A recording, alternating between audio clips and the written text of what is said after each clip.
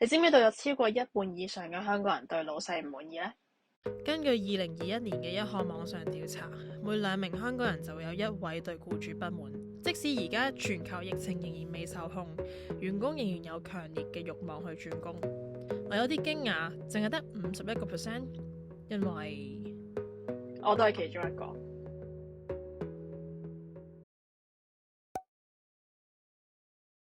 Hello， 大家好，我係 Valerie。呢個唔係 clickbait，因為真係幾個月前我離開咗我嘅工作。FYI 啦，其實同本身間公司就無關嘅，呢個係我自己個人嘅決定嚟嘅。我換咗3間公司啦，喺我最後一份工作上面咧，其實我意識到有啲地方唔係好妥，我發現自己去嘗試去克服佢，但係唔成功，所以離開咗份工作。我稍後會喺片段中會再解釋。問你哋一個問題啊，你有冇諗過，其實5天工作唔應該繼續被視為正常呢？呢個人已經習以為常啦，因為英文單詞入邊已經話咗俾你聽，星期1至5係 weekday， 星期6日先至係 weekend。但你有冇諗過5天工作其實係幾時開始有嘅呢？1908年美國第一個5天工作週係由新英格蘭嘅一間棉紡廠制定嘅。1926年，福特汽車公司嘅始創人亨利·福特開始喺星期6日關閉佢嘅汽車工廠。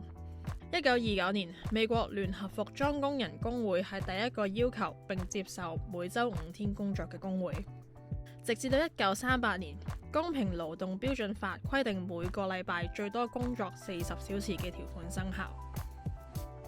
所以8個鐘頭嘅工作日其實對當時嘅人嚟講係好好嘅，因為一開始佢哋每日都需要做12個鐘。但你有冇諗過呢個想法已經係接近100年前嘅啦？世界變化好大嘅，如果到今時今日仍然用緊100年前嘅思想，其實係咪有啲唔 make sense 呢？你諗下，而家我哋有電腦啦、互聯網啦，甚至人工智能啦，都係當時佢哋冇嘅嘢。如果當時都係需要8個鐘頭做嘢，照理我哋而家係可以快速咁樣處理日常嘅事務啦。我哋有咁多當時佢哋冇嘅技能或者資源，點解都仲需要5天甚至6天嘅工作日呢？咁樣講法好似講唔通喎。香港係冇關於最長工作時間或者正常工作時間嘅法例。眾所周知，香港嘅工作時間長，而且要求高。喺 UBS 2016年嘅調查中，香港員工平均每週工作50.1小時，係全球最長，比起全球平均水平高出38%。同西方國家唔同，加班喺香港嘅情況並不罕見。喺大多數僱用全職員工嘅公司裏面，朝9晚5工作係一種常見嘅做法。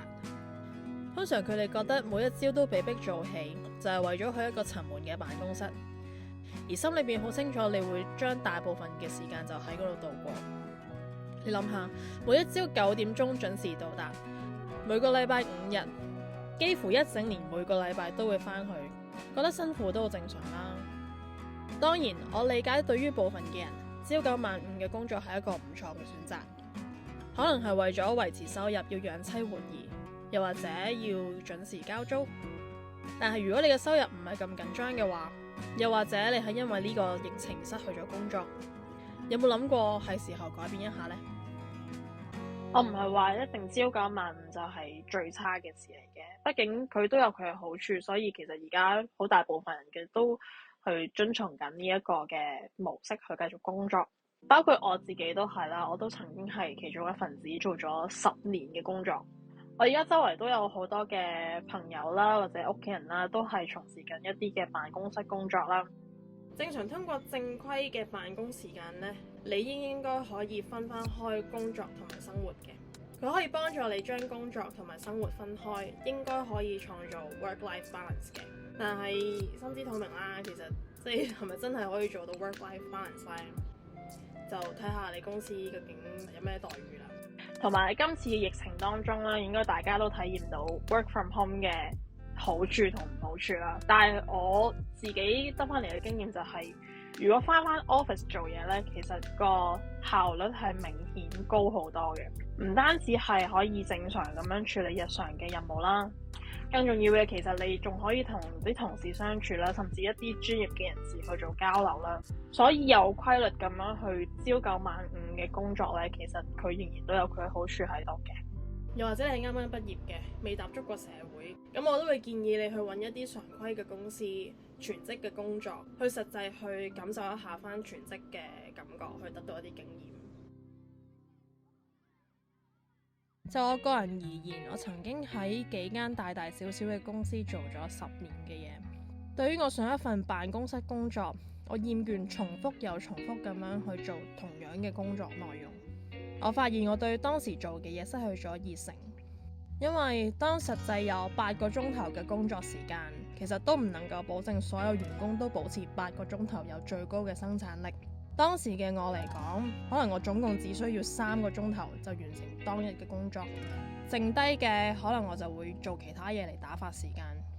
咁當然主管知道咗，梗係唔滿意啦。假如我做老細嘅，我都唔希望會俾員工8個鐘頭嘅人工，但係提供到只有3個鐘頭嘅努力俾我啦。所以我覺得成個狀況好尷尬，令到我更加關注我工作以外嘅嘢，從而降低咗生產力。但唔緊要，如果世界唔改變，就我改變。因為長遠嚟講，幫人哋打工，老細唔可以保證錄用我。我嘅收入取決於嗰間公司。萬一間公司執笠嘅話，我要重新去揾新嘅公司由頭嚟過。如果到時我仲係20幾歲就話啫，如果到時我30歲、40歲呢，仲有冇公司肯請我呢？再者，不久嘅將來9至5嘅呢啲工作崗位將會一一被代替。其實朝九晚五工作咧，好與壞睇你點樣定義自己嘅啫。有一個固定嘅時間表俾我哋去 follow 咧，其實固之然好啦。咁但係唔夠靈活喎。但係懶惰係人嘅本性嚟嘅喎。但如果呢個時間表可以彈性啲處理嘅話咧，你又係咪真係可以跟足安排之下完成手頭上嘅工作咧？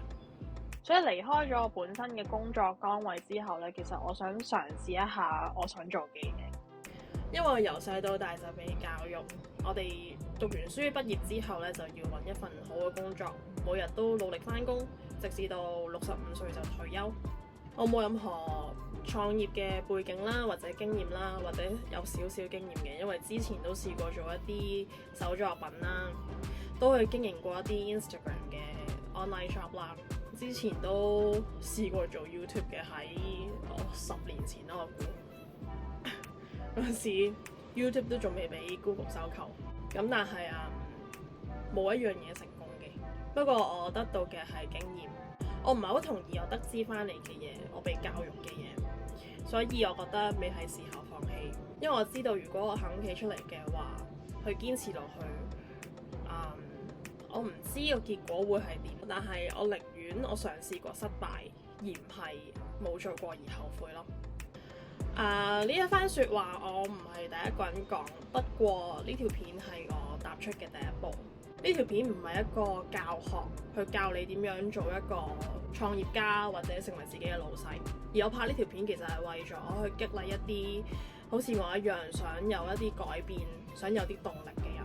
我成日都會同一啲後生過我嘅人去講，去傾下自己一啲經歷、一啲嘅心得。我會建議佢哋離開下而家佢現有嘅環境，可能係佢而家嘅職場，可能係佢嘅生活，可能係佢嘅生活模式。